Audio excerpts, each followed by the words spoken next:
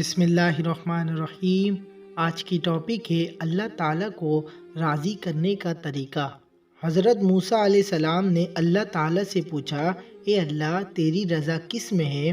فرمایا، میری رضا میری قضا میں ہے۔ جو میری قضا پر راضی ہوگا میں اپنے اس بندے سے راضی ہو جاؤں گا، اور جو میری قضا پر ناراض ہوگا میں بھی اس بندے سے ناراض ہو جاؤں گا۔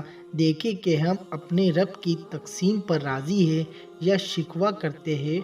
کچھ لوگوں نے حضرت موسیٰ علیہ السلام سے ہی پوچھا کہ ہمیں کیسے پتہ چلے گا کہ اللہ تعالیٰ ہم سے راضی ہے؟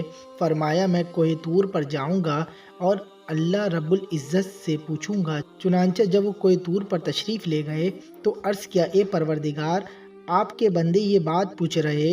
رب کریم نے فرمایا، میرے بندوں سے جا کر کہہ دو وہ اپنے دل پر جھانک کر دیکھے، اگر میرے بندے اپنے دلوں میں مجھ سے خوش ہے تو میں اپنے بندوں سے خوش ہوں، اور اگر وہ مجھ سے ناراض ہے تو میں بھی اپنے بندوں سے ناراض ہوں۔ تو دل میں دیکھے اس میں اللہ تعالیٰ کی شکوے ہے یا اللہ تعالیٰ کی محبت ہے۔